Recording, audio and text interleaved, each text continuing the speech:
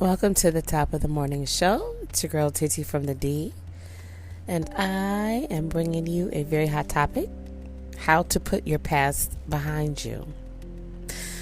Have you found yourself walking away or running away from who you used to be, living a life or living a lie in some cases, where you found yourself probably on the verge of, if not suffering from imposter syndrome? I'm going to share with you guys 7 strategies to help you learn how to put your past behind you. And let me tell you, easier said than done. Letting go of your past isn't always the easiest. But if you stay in your past and hold on to your past, you'll never know what it's like to live in your future. And that's facts. One and done, right? I've done that before. I've been down this road. You hear all these analogies. I've been down this road before. I've done this before, right? We learn, don't turn back, right? You running from a bad guy, you running from a ghost or the boogeyman. You can run fast, fast, fast. But if you turn around, it's almost like they'll be right there, right? That's how I remember it. With somebody chasing you, run, run, run. You don't want to look back because it's like they catch up with you, right? And in real talk, we all live in the past from time to time. It's a part of living, right? Especially when memories of the past are nice, good ones, right? Memorable, fun ones, loving ones. Because a lot of times we want to escape and get lost in the moment, right? But sometimes we live in the past and in an effort to, I wish I could redo this. I want to do it over again. What it could have been like, but we're not going to always show up at the same destination on time together, especially when the experience was not good for one of us, right? I really feel that when you let go and let God, things change. Some of you may say, oh, don't start. It's too early in the morning, TT. Well, let me tell you, you got a choice. We could continue to live in the past and stay stuck and be unhappy or confused, or we can full speed ahead and live in the future. Because when we spend time on the I woulda, shoulda, couldas, I wonder if this, I shoulda did this, I would've, you wasted more time, more energy, more feelings. But I tell you this, we could choose to learn from our past experiences so that we can have a peaceful, positive future. People ain't always going to like who you like. Hell, you ain't always going to like who you like. Right? Or who you once liked, right? And the future is so bright, like the light when you turn on the switch in a room. But when we learn to put our past behind us, we learn that what we once did, we no longer do. So, here's one way to help you learn to close the door. Be conscious about living in your future. And I know you might think that statement is crazy, be conscious about it, but consciously be aware of what's happening to you in your life and how it's affecting you. Maybe if you have a child or children or someone close to you, how is it affecting them? Right? Is it something that can evolve into trauma? Okay? And I would say the second thing, you got to learn to take responsibility for yourself. Accountability is important. Right? I know it don't always feel great when you got to tell on yourself, but have you ever tried to suppress something that you know you should have been told, and then you look at like, oh, you feel crummy and crappy? I'm waiting. That's a rhetorical question. But if you be so kind, and if you're brave enough, you could say, that was me. That's been me. Right? In other words, dwelling in the past is not going to help you catapult to the future. Not healthy anyway.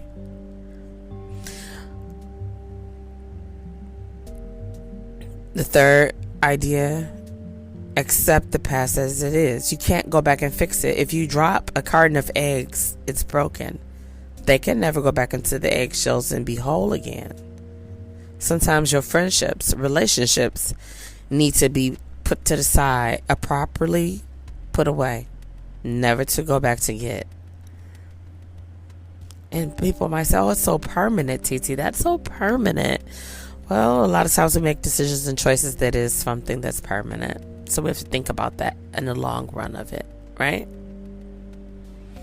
I know sometimes things ain't always what we want them to be, how we want them to be, or where we want them to be.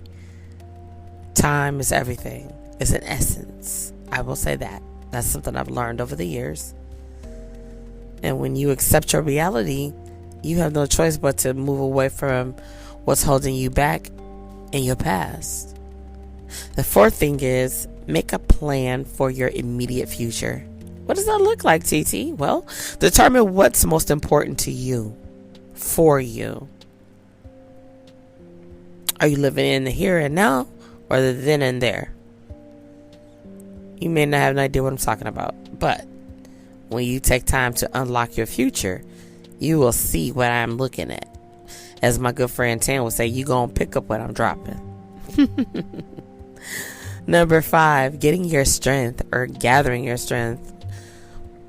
What are the positive aspects in your life that you can write down on a piece of paper or share with somebody? What's your gifts and talents that God gave you to use that should be benefiting you? And if they're not, and if you want to know how you can enjoy the fruits of your labor, then you need to seek counsel maybe about that. Ask somebody who's been through it. Number 6, forgive yourself and others. How many times have you heard somebody tell you to forgive yourself? Or the saying that God has no record of wrongs and rights. It's us as humans that do. I totally believe that. If God has forgiven us, we are the ones that don't forgive ourselves. And we think God mad, but God looking like, girl, boy, I already forgave y'all. Like, you keep bringing me the same thing. You ain't repeat it. You didn't lay that burden down, right? Yeah. And the final one, number 7, learn lessons from your past. What has happened in your past? I believe that we go through things in order to learn from our mistakes, right? Each one, reach one, teach one, right? And things can seem like, oh, yeah, I know what to do in your mind, but we don't learn anything. We think we know. We read a couple of books, a couple of brochures, and now we think it's law. Not true. Not true. I will challenge you to look at your life, anything in your past that you struggle with, leaving alone, putting down. Firstly, I'm going to ask you to pray on it. A lot of times we lack prayer, we lack faith, we lack hope. And that don't have to be like that. It's a beautiful time in which we live, although yet it's not beautiful outside. But it is a beautiful time in which we walk this earth. And shout out to my uncle. We were talking about some family things, and he said, you were born for such a time. And I thought it was crazy because I've said that so many times and I use that analogy. We don't know what it is you're going through, or where your mom was trying to take you, or dad was trying to take you when you were a kid. You remember that? Well, catapult into your future as an adult and just put yourself in that mindset. And maybe you could look at things a little bit different. We want to let go of our past so we can live in our future, because the future is bright. For you, for me, for us. Yeah, I might not know you, lady. Yeah, I might not know you, man. No, I might not know you, queen.